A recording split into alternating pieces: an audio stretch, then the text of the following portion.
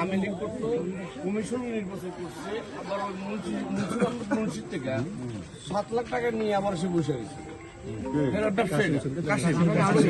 সে আমি লিখ করতো, বর্তমানে জার্নালিস্ট আছে। সে কি করছে তারে কাজের থেকে বাইর করে দিচ্ছে, বাইর করে 30,000 এটা ফসল দিছে না, এই সাহসটা সে কোথায় নিশ্চয়ই আছে। মোদি সাহেব বলছে তারা কেন পারবেন না? এটা মোদি সাহেব এই দেশের লোক আমাকে ভোট দিয়ে ইয়ে রাখছে, তার আগে বান্ধিয়ে না লাগে মজিদ সাহেবের সুদ্ধা বাঁধে। ঠিক আছে, মজিদ সাহেব যদি বিএনপি বিরোধী করে কাজ করে তারও সুদ্ধা বাঁধে। দলে কোনো সাহেবগিরি নাই, কোন মাফিয়াগিরি নাই। স্যার আমি বাতাইছি আমার নামে থানা জিডি করছি, আমি কাকারা জানাইছিল ওগুলো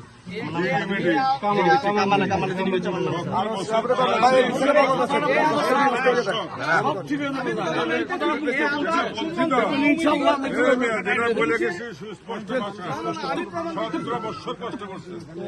ও আমার দলের লোক, ও কাজ করে শুরু করছে, ওর কাজের থেকে তার ধরে নিয়ে আরেকটা ছেলে রঙের কাজ করতে, এই ছেলের বললাম তো এখন থেকে